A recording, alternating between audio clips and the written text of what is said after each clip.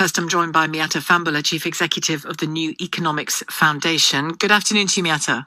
Good afternoon. And just before we get on to the detail of this particular announcement, what strikes me on the day that another interest rates announcement keeps interest rates incredibly low, and globally that's the case as well, and you look at the scale of borrowing that's going on in our country at the moment, those interest rates had better stay low, is my first thought.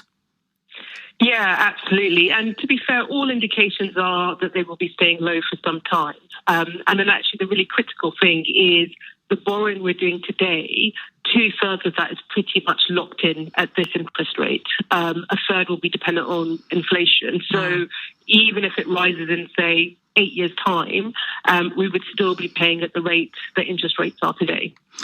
So your thoughts on this announcement then, that the original furlough scheme essentially is to be brought back in until next March?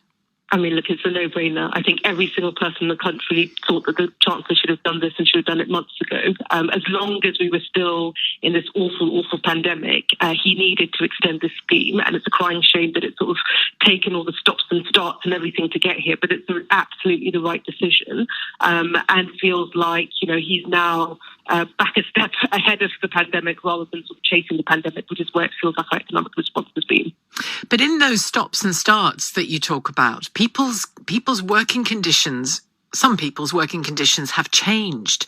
And so they're now getting, if they're getting it at all, they're now getting a furlough scheme support based on changed, often lesser working conditions.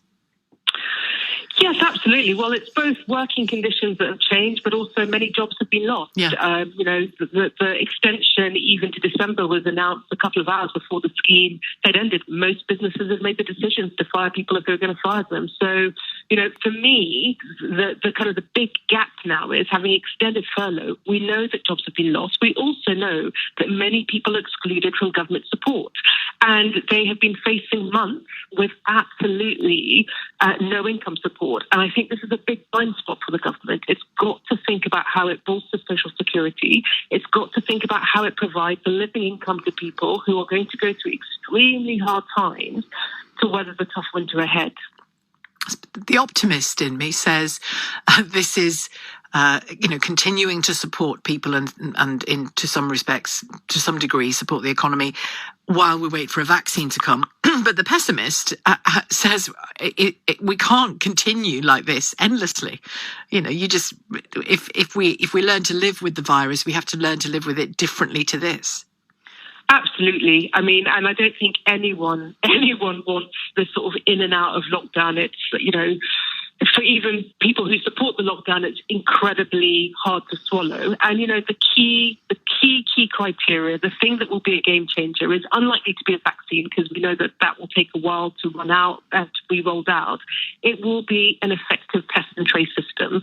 That is the thing that has been so missing. And, the key for this lockdown is, it will do some work in terms of suppressing the virus. It buys the government time to get its test and trace system up and running properly. And that has got to be its priority, because that's the thing that will allow our economy to open up and people to start living more normal lives. And who knows when, but this must mean tax rises. That will come. I think, yes, it does. So the government will have to think about the shape of, not just the debt that we've incurred, but also I hope that on the other side of this will be a different type of social settlement, where some of the things that we've got wrong, like the investment in things like social care and health that has kind of cost us in the heat of the pandemic, we address. And the government will need to think about how we pay for all that in a sustainable way, and what a kind of tax system that is absolutely progressive looks like in order to do that. So there will be tax rises, but it can be done in a way that everyone pays a little bit more, but those that can afford to pay a bit more still do so. But I would hope that it does that, and also looks to grow the economy, because that's the best way in which you can bring in revenue and push down your deficit. Those two things are the things that it chooses to balance the book rather than further cuts. Miatta, thank you. Good to have you on the programme as ever. Miatta Fahnbulleh, Chief Executive of the New Economics Foundation.